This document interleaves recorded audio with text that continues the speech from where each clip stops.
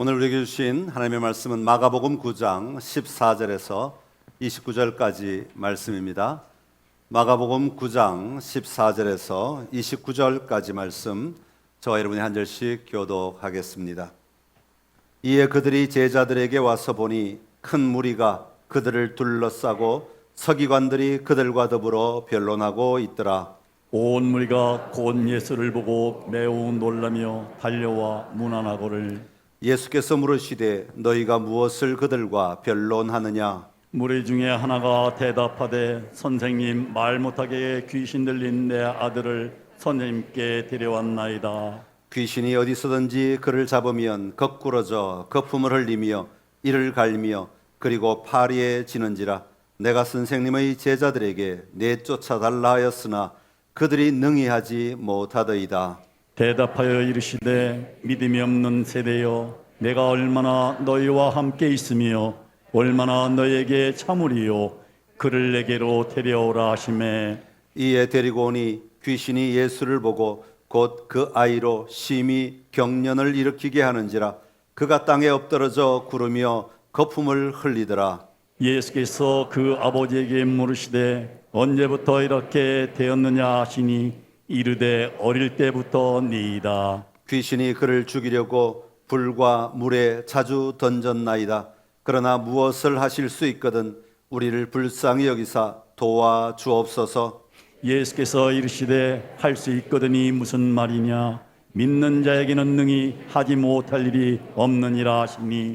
곧 그 아이의 아버지가 소리를 질러 이르되 내가 믿나이다. 나의 믿음 없는 것을 도와주소서 하더라. 예수께서 무리가 달려와 모이는 것을 보시고 그 더러운 귀신을 꾸짖어 이르시되 말 못하고 못 듣는 귀신아, 내가 내게 명하노니 그 아이에게서 나오고 다시 들어가지 말라 하시매. 귀신이 소리 지르며 아이로 심히 경련을 일으키게 하고 나가니 그 아이가 죽은 것 같이 되어 많은 사람이 말하기를 죽었다 하나.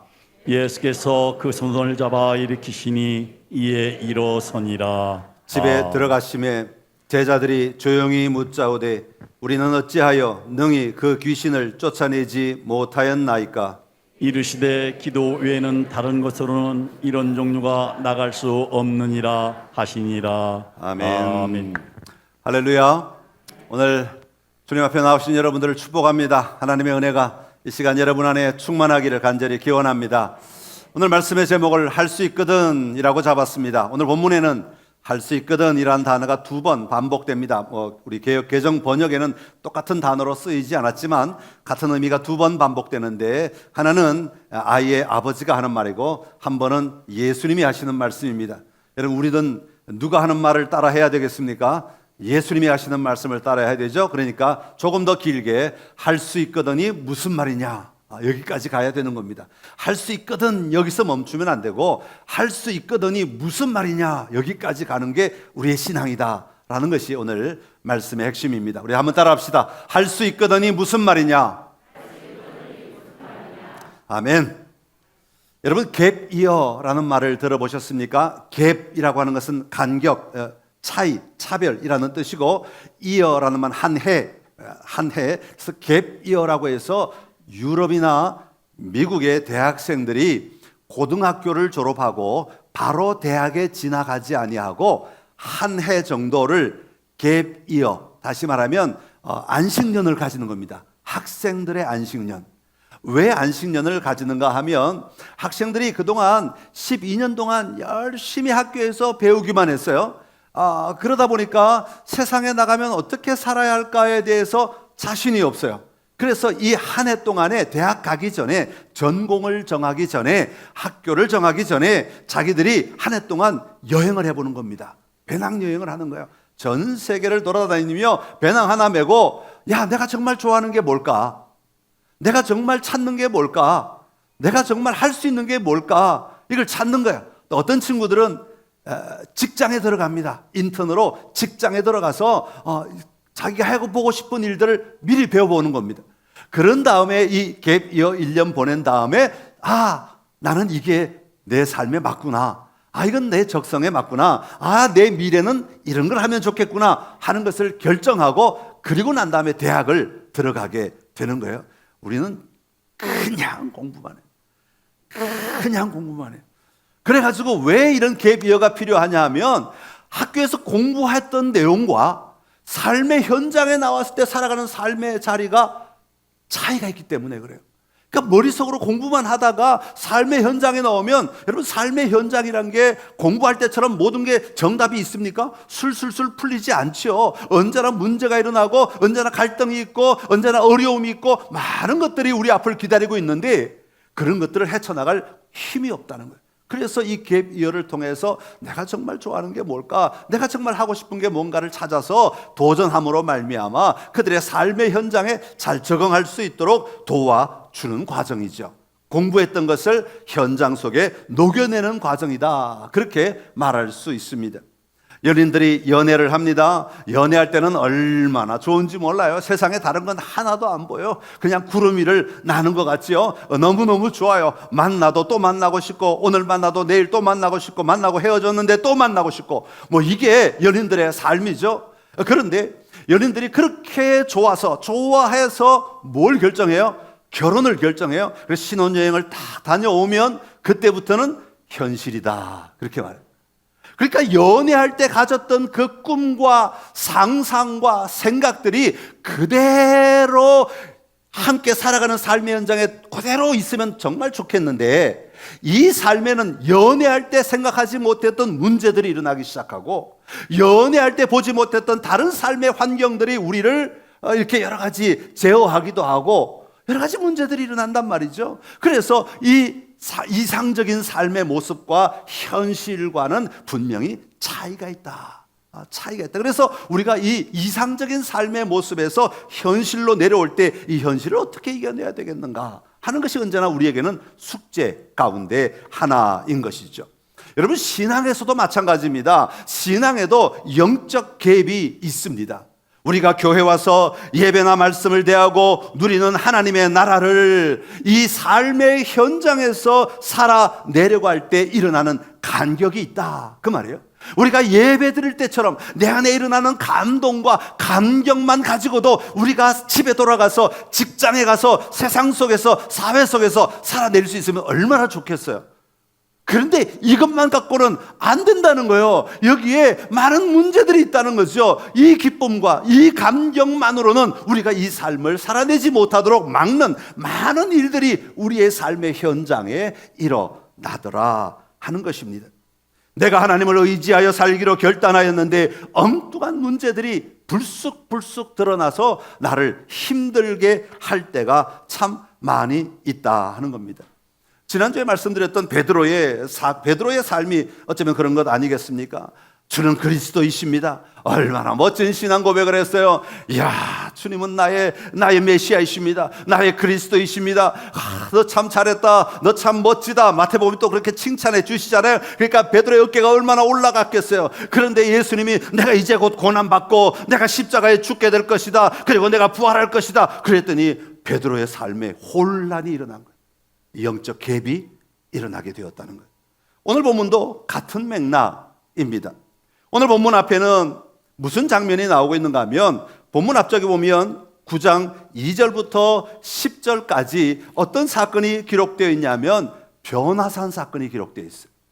예수님께서 베드로와 야고보와 요한을 데리시고 높은 산에 올라가셨다 그랬어요. 그 산에 올라갔더니 갑자기 예수님이 변화가 되신 거예요.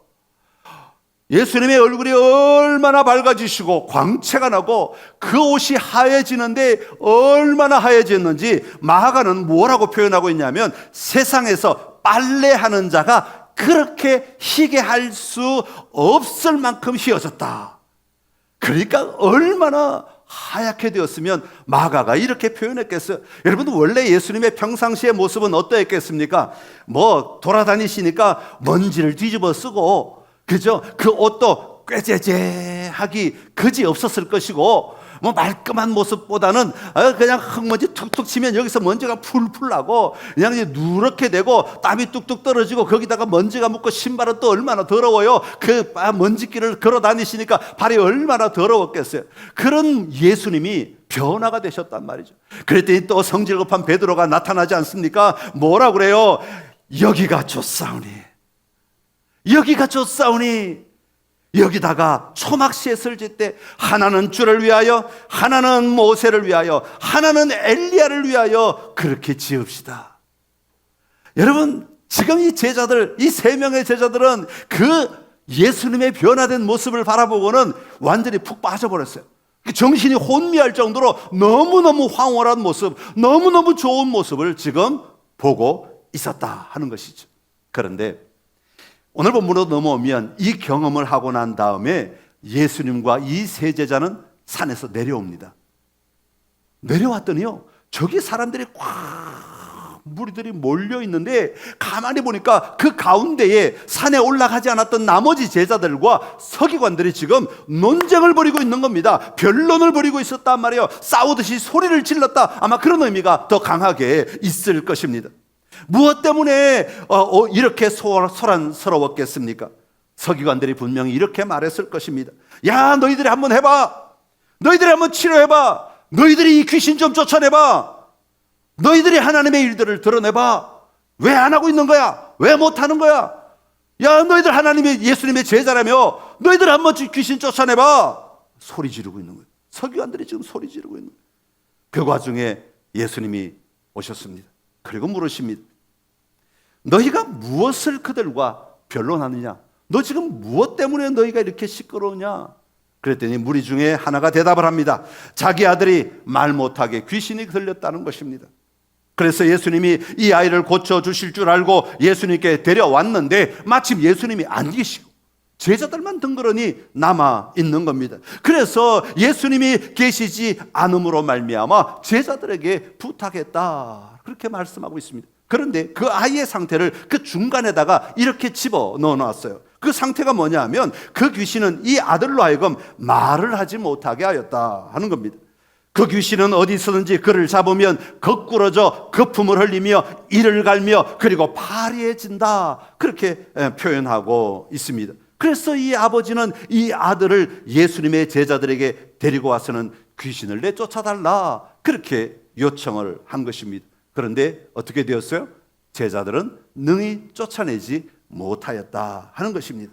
여러분, 이 아이가 지금 겪고 있는 이런 고통은 오늘날 우리 사회와 우리가 겪고 있는 고통을 대변하고 있는 겁니다. 이 얘기는 그 당시에 그 사람의 이야기뿐만 아니라 오늘 우리의 이야기도 된다고 하는 것을 말하고 있는 거예요.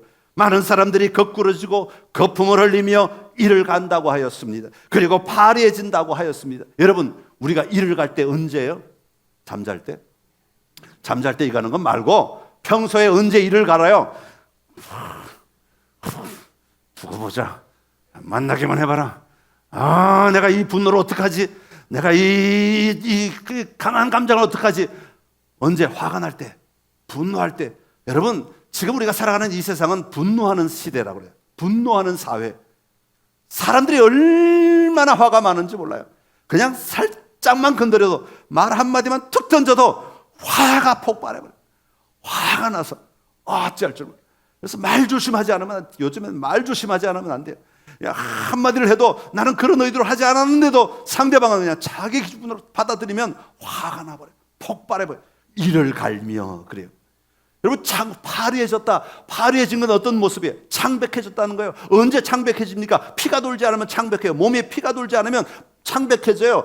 여러분, 피는 돌아야 되는 거예요. 돌아야 모든 신체 기능을 적절하게 움직이게 해주는 거예요. 오늘 우리 사회는 피가 돌지 않는 사회예요. 서로가 서로에게 격려하고 위로하고 서로의 도움이 되고 서로의 격려가 되고 서로의 위안이 되어서 함께 어울려서 서로 세워가며 살아가는 것, 이것이 하나님이 만드신 세상의 원리, 교회의 원리라는 말입니다. 그런데 이 세상은 그러지 않아요. 다 경쟁자예요. 다 경쟁자, 다 남이 잘 되는 건 막아야 돼. 남이 올라가는 건 막아야 돼. 모든 것을 끊어놔야 돼. 나만 올라가야 돼. 나만 잘 돼야 돼. 나만 높아져야 돼. 그러니 단절이 일어나기 시작합니다. 그러니 피가 돌지 않아요. 그러니까 파리해질 수밖에 없는 삶을 사는 오늘 우리의 모습이다. 그런 이야기를 하고 있는 겁니다. 이런 세상에서 사람들이 뭘 요구하고 있습니까? 귀신을 쫓아내달라는 것이죠. 한마디로 말하면 너희들이 세상을 바꿔봐 라고 말하는 겁니다. 오늘날 교회가 희망이라고 말하니까 그럼 너희들이 한번 세상을 바꿔봐, 이렇게 요구하는 것과 같은 모습이다 라는 것입니다. 오늘 본문에는 제자들이 능히 이 귀신 들린 아이를 치유하지 못하였다고 하였습니다. 능히 하지 못하였단 말은 그들이 도움이 되지 못한다, 이 제자들이 쓸모없었다, 효력이 없다, 그런 뜻을 가지고 있습니다. 자, 그렇다면 왜 제자들은 귀신을 쫓아내지 못하였을까요? 여러분, 이 사람이 귀신 들린 아이의 아버지가 제자들에게 말한 이유가 무엇입니까? 이들은 예수님의 제자이기 때문에 그래요. 만약에 바리새인의 제자였으면 절대로 안 갔을 거예요. 서기관의 제자였으면 절대로 안 갔을 거예요. 예수님의 제자이기 때문에 갔어요. 그러면 왜 예수님의 제자이기 때문에 갔느냐? 예수님의 제자들이 하는 일들을 듣고 보았고 알았기 때문에, 확신이 있기 때문에 가지 않았겠어요? 여러분, 아무 정보도 없는데 가는 사람이 있어요? 절대로 없어요. 정보가 있어야 가요. 아, 이 사람들이 치유한 적이 있으니까, 이 사람들이 귀신을 쫓아낸 적이 있으니까, 아, 우리 아이도 그렇다면 가능하지 않겠는가? 그래서 데리고 간 거예요.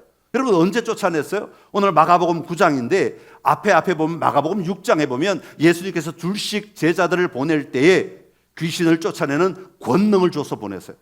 그리고 그대로 또 이들은 나가서 귀신을 쫓아냈다고 보고할 때 보고하는 장면이 나옵니다. 그러니까 이 제자들이 흩어져서 나아갈 때에 이미 귀신을 쫓아낸 경험이 있어요. 그러니까 이 사람도 당연히 이 아이의 귀신을 쫓아낼 수 있을 줄로 알고 데리고 왔다는 것이죠. 자, 그렇다면 6장과 9장에는 어떤 차이가 있겠습니까? 그때는 쫓아냈는데 왜 지금은 못 쫓아내는가 하는 것이죠. 본문에는 그 해답을 직접 말하고 있지는 않지만 예수님의 대답을 보면, 또 상황을 보면 우리가 한 가지 짐작할 수 있는 것이 하나가 있습니다. 19절의 말씀을 우리가 한번 읽어 보겠습니다. 19절 시작. 대답하여 이르시되 믿음이 없는 세대여, 얼마나 너희에게 참으리요, 그를 내게로 데려오라 하시매. 아멘. 여기 보면 제가 가장 먼저 눈에 들어온 대목은 뭐냐 하면, 내가 얼마나 너희와 함께 있으며 라는 겁니다. 내가 얼마나 너희와 함께 있으며. 여러분, 사실 지금 예수님께서 누구에게 이 말씀을 하고 계시는지는 정확하게 알 수가 없어요. 본문의 상황만 가지고는 정확하게 알 수가 없어요. 그런데 믿음이 없음을 보인 사람들이 제자들이기 때문에 아마 제자들에게 하지 않았을까. 물론 그 다른 사람들에게 해도 전혀 잘못되지 않은 그런 말씀, 둘 다 적용이 될 수 있는 말씀이라고 볼 수 있지만 특별히 제자들에게 분명히 하신 말씀이라고 보여집니다. 내가 얼마나 너희와 함께 있어야 하겠느냐 하는 겁니다. 이뿐이 아닙니다. 22절에 보면 그 아버지가 예수님께 이렇게 말합니다. 무엇을 하실 수 있거든 우리를 불쌍히 여기사 도와주십시오. 그렇게 말하는 겁니다. 그럴 때 예수님이 뭐라고 말씀하십니까? 할 수 있거든이 무슨 말이냐?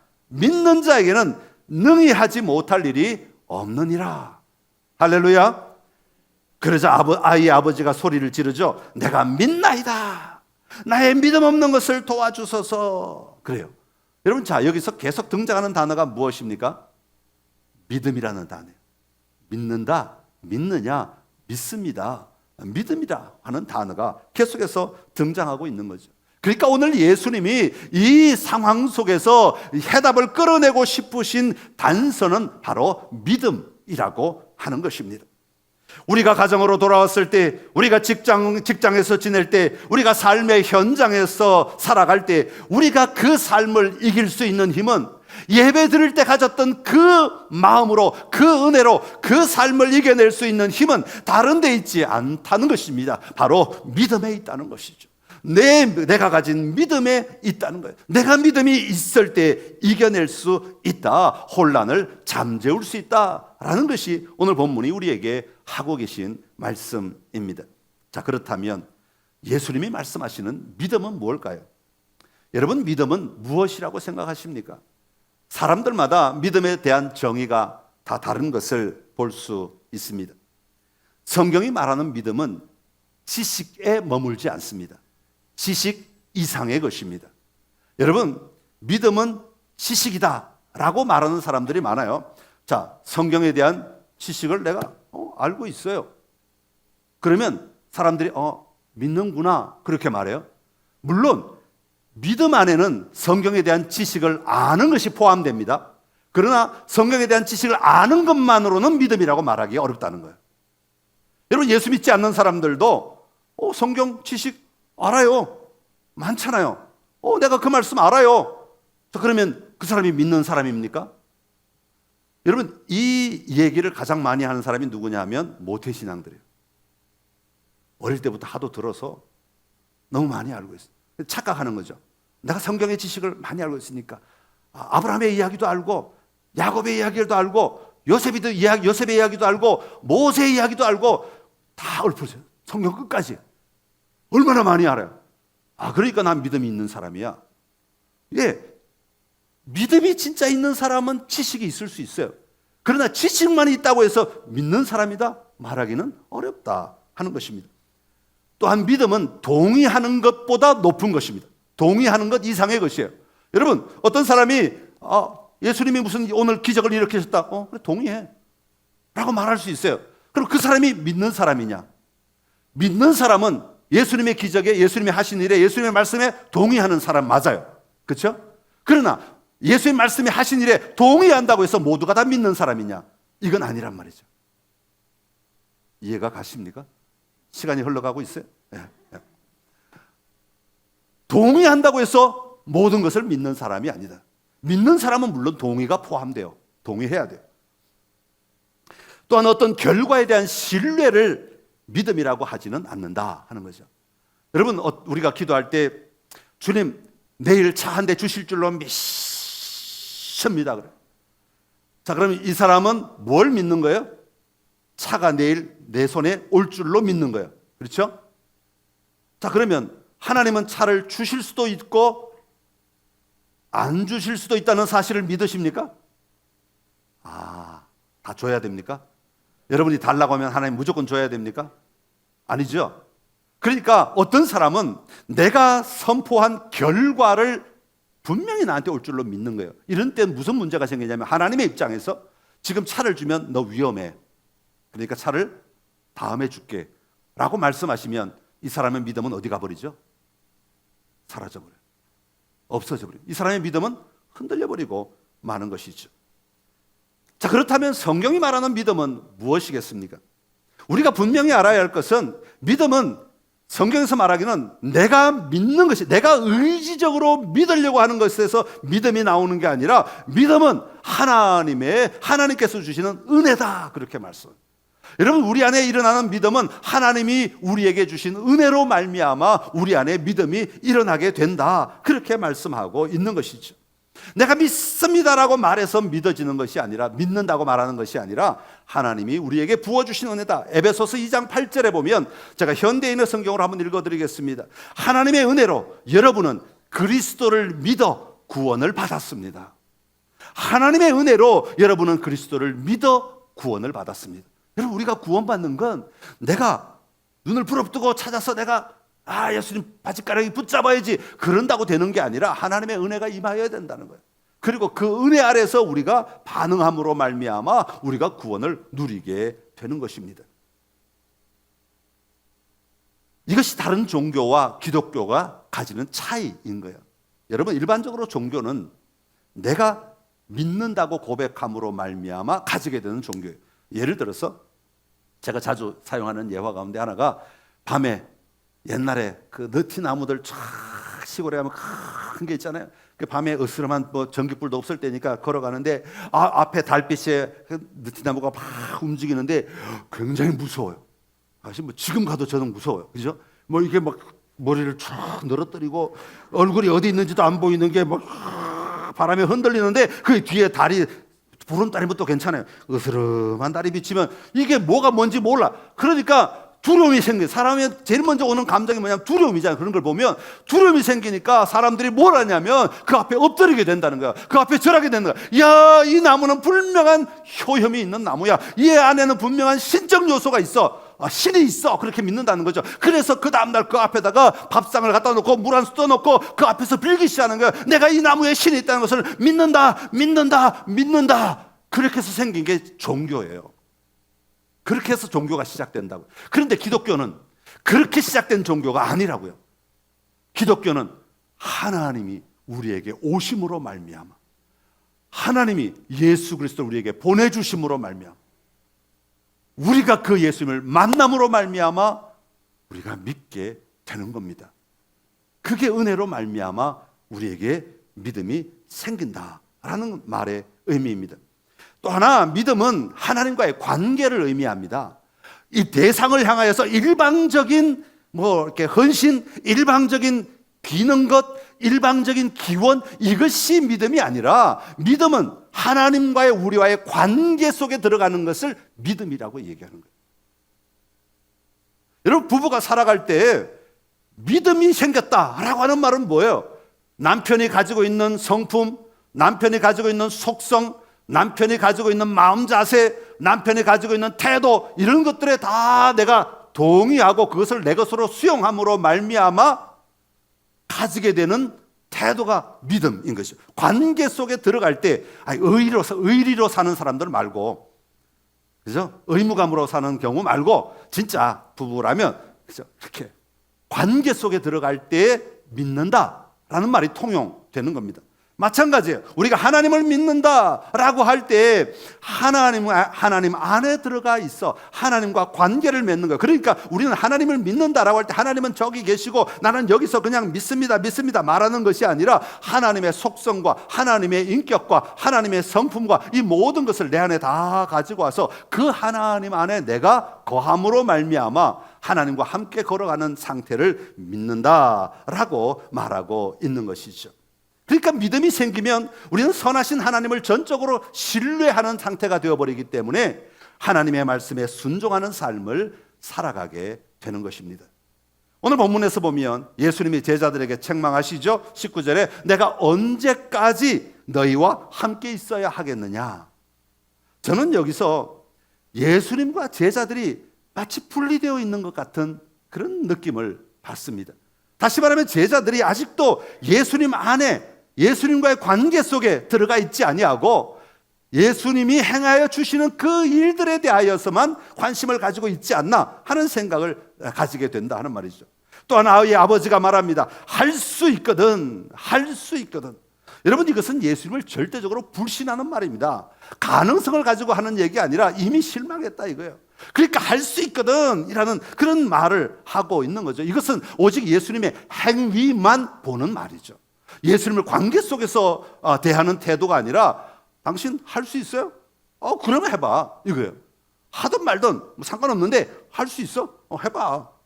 이건 관계하고는 아무 상관없어요. 단순히 고칠 수 있으면 고쳐봐. 이런 태도인 거죠.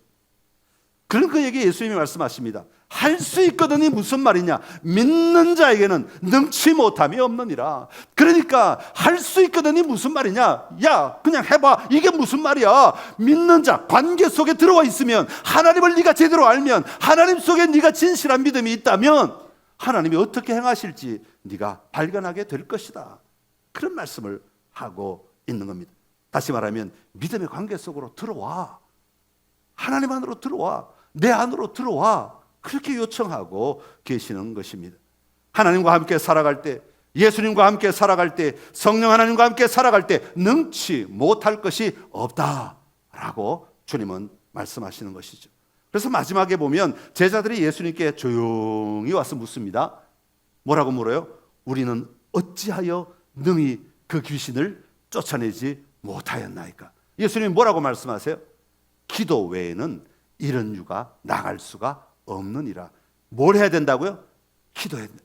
기도는 뭐예요? 그냥 대상에게 무조건 비는 게 기도입니까? 이건 종교라고 말씀드렸어요.